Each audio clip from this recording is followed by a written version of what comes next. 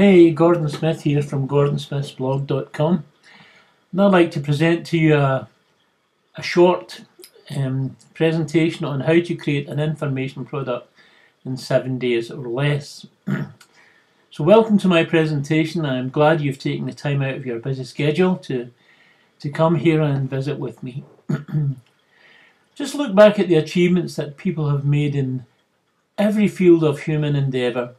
In fact, it seems that the only thing that limits our possibilities is our own imagination. I love the quote from Albert Einstein saying, "Imagination is everything. It is the preview of life's coming attractions. We are only limited by what we fear to dream. Some people say, I will believe it when I see it, but what it should be is, when I believe it, I will see it." The Bible talks about faith and the power of faith. It is a much misunderstood principle. It is the first principle of the gospel of Jesus Christ, and it's the principle of power.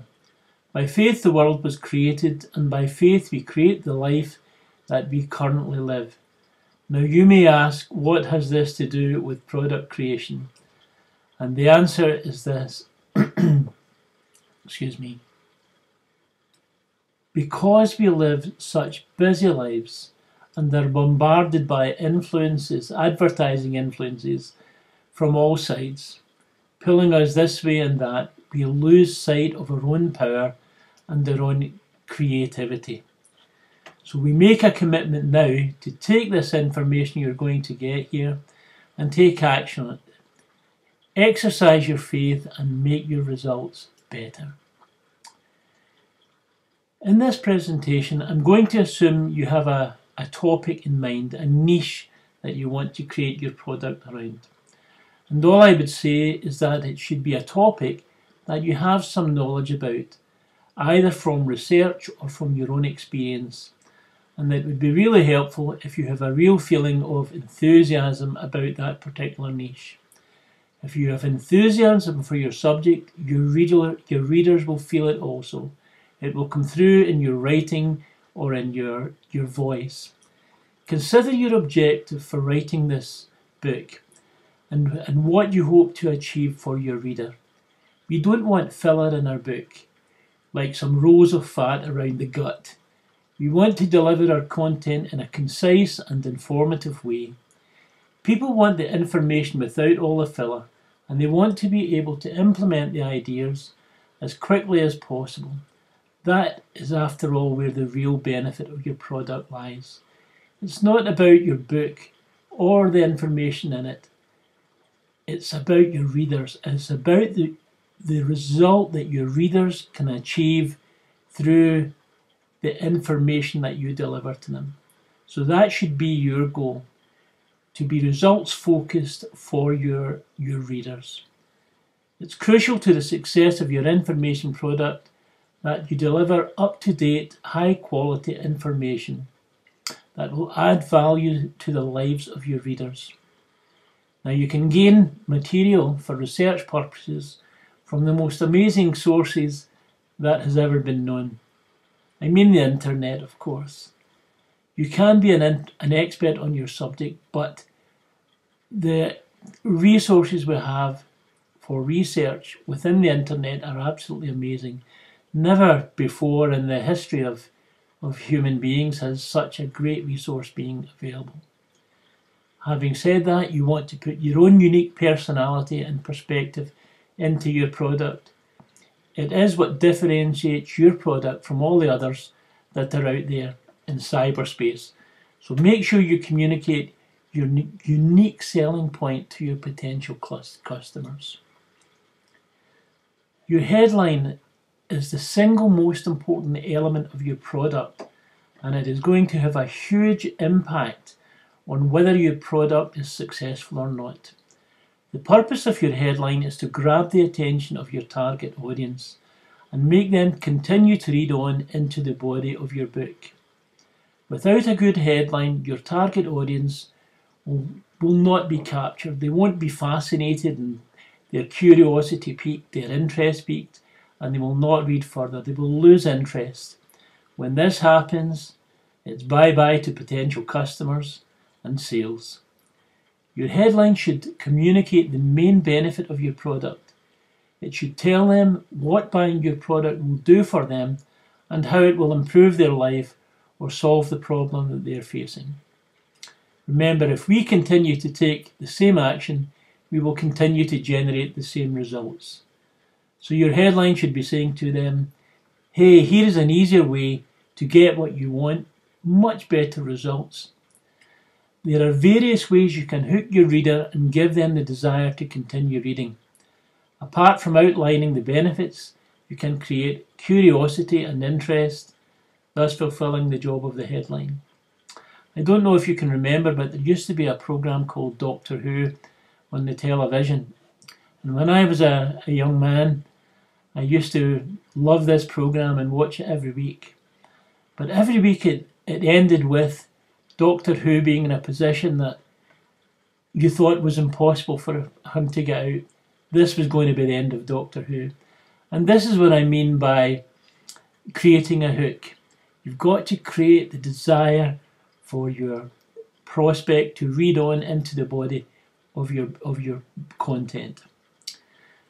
I want to create a skeleton analogy here. Now, God created man out of the dust of the earth. The first thing God needed to create a human body was the dust of the earth. Well, for an analogy, the dust of the earth is the body of knowledge that you're going to write about.